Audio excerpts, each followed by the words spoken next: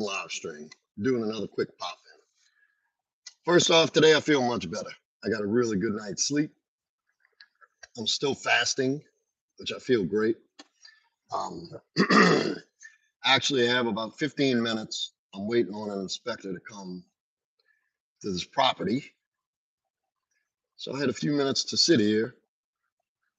And I've done my morning prayers and stuff, so I had a few minutes to kill. I was actually going to mindlessly scroll through social media, and I decided why I'd rather do something positive and constructive. And wanted to take the opportunity to say, to talk a little bit about, existing, thriving in a long-term relationship, and what a lot of people miss. And one of the chief complaints of women experience in a long-term relationship is you start off hot and heavy, the honeymoon phase, where you always want to do stuff together. You want to go experience things. Like you have all these spontaneous moments, sex every time you bump into each other.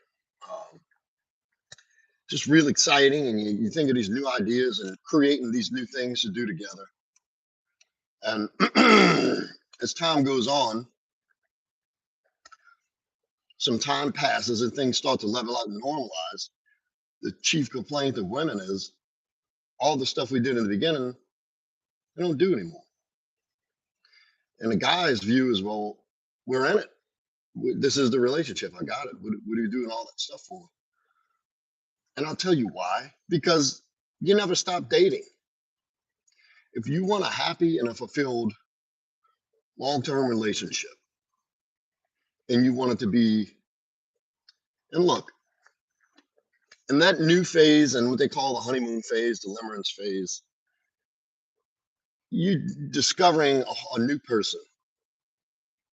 Everything is this wonderful experience, and it's like a brand new experience every day. Something new is happening. So it's never going to be as, quote, exciting, but it can be just as fulfilling down the line.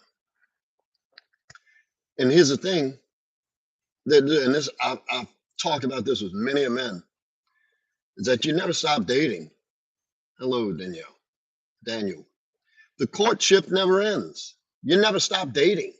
You never stop doing that fun romantic shit. The couple that plays together stays together. Sawyer, Conkle. It doesn't stop just because it's official and you are an item and you are exclusive. It's not like, all right, we're there. I can just come home every day and sit on the sofa and never speak to her and never do fun things anymore. That's not it.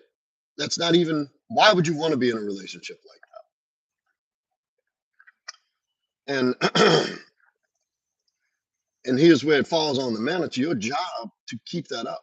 It's your job to keep it fun. It's your job to keep dating and keep her as your girlfriend no matter how long you're together. She's the naughty girl that you just met. Always, if you always operate from that frame of reference, that she's the girl you just met, you're just dating, it's always going to be fun and interesting. And it never gets boring. Now, don't conflate the boring with boring, normal, healthy relationship. There's a lot of people with issues and baggage and unresolved traumas and issues will conflate a normal, healthy, functioning relationship with a boring relationship. That's not what I'm talking about here. And that's another video. And this is why I'm so adamant in being selective on who you date, is that because relationships will level off over time, and it will not be as peak excitement. Every day you experience something new and something new. There's going to be a repetitive nature to it that once you get to know the other person so well, you kind of learn each other's routines, habits, mannerisms. Like when my girl and I talk, I can tell you what kind of mood she's in when she answers the phone. or if something's bothering her. When she walks in the door, like we don't even have to have a questionnaire about what's going on. I know immediately. And that's what happens. I'm sure she knows me just as well. Namaste. From India. Thank you. Jat. Interesting. I've always wanted to go to India. Very holy place. Amazing culture. That's on my bucket list is to go to India. So that's it. And don't let the boredom sink in because you got fucking lazy. Keep it fun. Keep dating her. Treat her as if that's your new girlfriend always. And don't get me on a well technically this and technically don't be argumentative just to be fucking argumentative. Just listen to what I'm telling you. Because there's no linear path through life in any direction. It's got ebbs and flows, and as long as you're trending upward to the positive, there's going to be backslides and little things that happen. But just like in a relationship, not every day you're going to get along. It's not every day is going to be like a new discovery adventure. That's not what I'm telling you.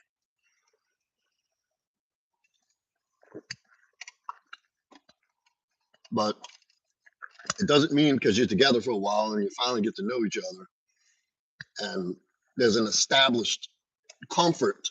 Because let me tell you something, fellas.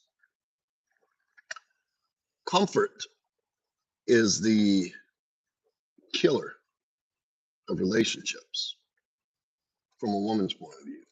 And a lot of guys think y'all have this misunderstood that if she's comfortable and she feels assured and secure all the time, that she's going to feel safe. And that's you thinking like a man, trying to project that on her. That's not how it works.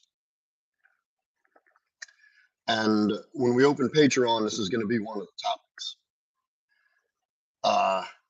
Jot, is that how I'm saying your name right? Jot? First off, it's very small. I don't have my glasses on. And looks like Jaat. Sir, you like Indian culture and food? I do. I do. Love Indian food. They have this yogurt drink. I don't know the name of it. It's at my favorite Indian place, Taj Mahal. And it's this sweet yogurt, milky yogurt type. I don't know. It is delicious. I think they use mango and yogurt. And, whew, I could drink a gallon of this shit. The tandoori. I usually get the tandoori platter. And it has like saag and tandoori and the I forget the bean, little lentils. I think they're called that they make a certain kind of lentils. Delicious food, seasoned to perfection. Indian food has some of the best seasonings. Do you know that Indian seasonings were revered as currency back in ancient times? That people would trade gold for Indian seasonings, saffron, and all these other various flavorings of food back in the day. So, yeah, thank y'all for dropping in. I just wanted to drop in a minute. I'm going to have this guy pulling up here any minute now. I'm feeling much better than yesterday. And I did go to the gym. I went and trained my clients. I got home at about 10 o'clock. And that was it. I wasn't up much longer after that. I knocked out. And I got a good night's rest. I have tried that. Biryani. I have tried it. You know what else I like? The shit. I can't think of the name of it. I don't know. We'll get to it another time. It's a certain kind of chicken they make. It's delicious. I get it. They have a certain place. It's kind of far away from where I live, but when I'm in the area, I stop there and get the chicken. Outstanding. So, yeah, I'm feeling better. The fast is still going. I was only going to do a 24-hour, but I feel great. My head is clear. With my erratic sleep and the amount of stuff that I deal with on day to day, I deal with a lot of stress and that's just the way it is. I say stress. It's not like worry. It's just a lot of activity and attention that has to be given in so many directions to physical stress that this is part of your body breaking down. And I'll tell you the truth, as much as I like to live by treating my body well through health, um, spiritual and mental, emotional, physical fitness, I don't always do a great job. I fumble from time to time. Sometimes I'm eating on the run and I'm starving, and I'll try to pick like the lesser of two evils of something to eat. Sometimes I just say fuck it, and I go get a greasy hamburger. And so I like to fast. And what that does is just kind of resets my gut, resets my brain, cleanses, like gives your organs a chance to fucking reset and get your body and your mind and back in sync. And it has a spiritual component to it as well, because I feel very carefree, very light.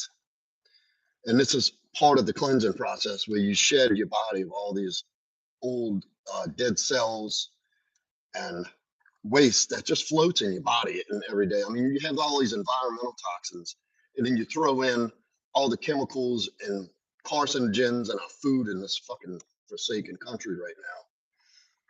It's like your body becomes a toxic waste storage. Your body can't filter the amount of chemicals and waste fast enough. And I find when I fast, I feel amazing the next day. I felt pretty good last night.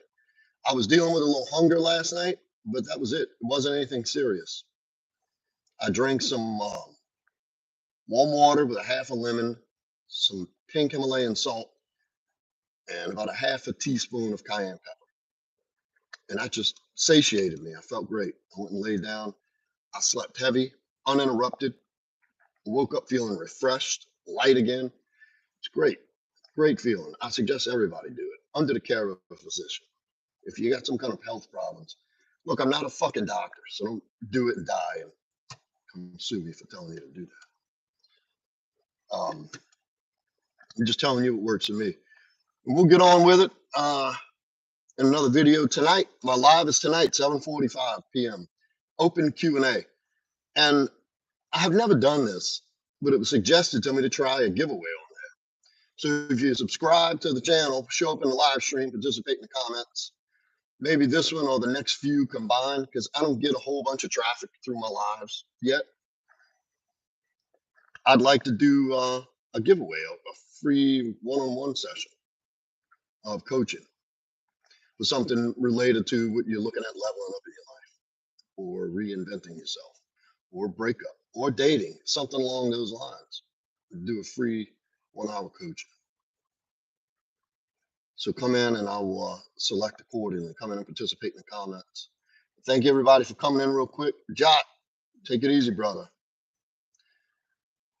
Sending love from USA. Pray for us that Donald Trump gets elected. From India. And we'll see you all on the next one. I'm out.